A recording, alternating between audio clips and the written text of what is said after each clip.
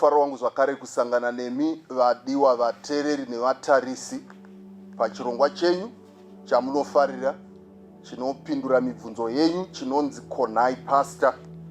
Tine mubvunzo uri pano uri kubva pana Genesis chapter 2 verse ya 7 inotaura ichiti pano, the Lord God formed the man from the dust of the ground and breathed into his nostrils the breath of life, and the man became a living soul. And the man became a living soul. Mubvunzo uri kuti pano chinombonzi a living soul chii? What is a living soul? Toda kukutendai nemubvunzo wenyu. Mukacherechedza sokuverenga kwataita pamvhesi yamuri kuvhunza pamusoro payo, ndo panosikwa munhu, Adamu anova munhu wokutanga kusikwa. Panonzi panapa Mwari pavakasika munhu vakashandisa zvinhu zviviri, vakashandisa guruva revhu kubva vaumba munhu vachishandisa guruva revhu. Vaumba munhu vachishandisa guruva revhu ndobva vafemera maari mweya woupenyu, the breath of life. Mamwe mavhesi anoiti the spirit of life. And then panapa result yakabuda ipapo ndo iri kunzi a living soul. A living soul. Saka a living soul kana kuti a living being sekutaura kunoitwa nemamwe maversions, constitution kana kuti mubatanidzwa wezvinhu zviviri, the dust of the ground uye zvakare the breath of life. Then panobva pabuda a living soul, panobva paita munhu anorarama. Kureva kuti pano apa kana zvikaseparetwa zvinhu zviviri izvi, mweya uya wakafemerwa naMwari neguruva riya rakaumbwa naMwari, muchaona kuti the result is a dead soul. Saka zviri kunzi kudii pano? Pari kunzi dust plus the breath of life is equal to a living soul.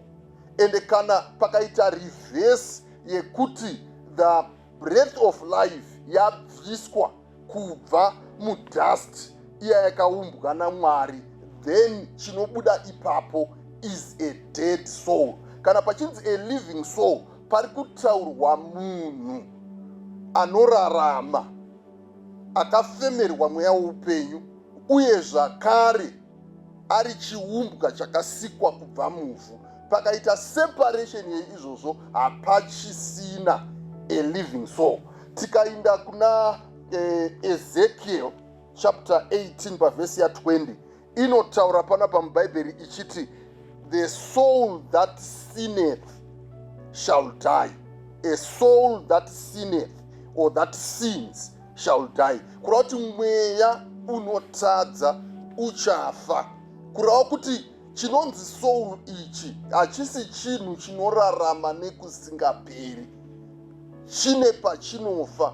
Pari kunzi neshoko raMwari pano apa, soul munhu ane upenyu, iguruva revhu uye zvakare nemweya woupenyu zvakabatana, zvikaseparetwa zvinhu zviviri izvi, the result is actually death. Tikaenda zvakare mubhaibheri kuna Ecclesiastes chapter 3 pavhesi ya 19, shoko raMwari rinoti pano apa, man's fate is like that of the animals. The same fate awaits them both. As one dies, so dies the other. All have the same breath. Man has no advantage over the animal. Kureva kuti nemhuka yakasikwa neguruva revhu, Mwari akafemera mairi the breath of life or the life-giving energy. Life-giving energy iyi haisi oxygen. Haisi oxygen inoita kuti munhu ararame. Pano vanhu vazhinji vanotofa muzvipatara, oxygen tangi riripo, anayo oxygen but obva afa. Unogona kutoona mhuka yakafa maybe on the side of the road, but yakafuta yakazara nemweya but yakafa. kureva kuti the breath of life haisi oxygen but life giving energy inobva kuna Mwari yaanoisa muchiumbwa chaaumba kubva muguruva. Ponzi panapa neshoko raMwari, munhu hana advantage over an animal because nemhuka iyoyo yakasikwawo neguruva revhu, Mwari akaifemera mweya woupenyu. Solomoni unobva abvunza panapa kuti sekufa kunoita chimwe ndokufawo kunoita chimwe. Tikaenda pana Genesis chapter 7, Genesis chapter 7 verse 21 na 22. Genesis chapter 7 verse 21 and verse 22. Regaiti verenge. Verse 21 panapa na 22 inoti, every living thing that moved on the earth perished. Birds, livestock, wild animals, all creatures that swarm over the earth, and all mankind, everything on dry land that had the breath of life in its nostrils died. Panapa pari kusanganiswa zvinhu zvose zvakaurayiwa nemurove kana kuti neflood iya. Noah nemhuri yake ndo vakasevhaivha vakapinda mugarava.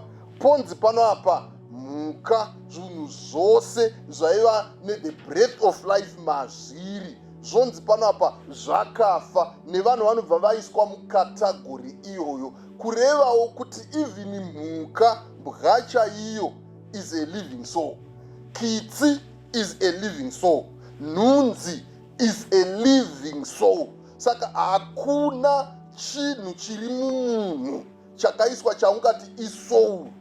Soul munhu wese, the whole being anorarama, which is constituted by the dust of the ground and the breath of life, which is the life-giving energy inobva kuna Mwari. Saka that's what is a living soul. But pakaita separation of the two constituencies dzakashandiswa kuumba munhu, mweya woupenyu ukabviswa mumunhu, then the person becomes a dead soul. Mwari vakomborere kuverenga kweshoko ravo. Amen.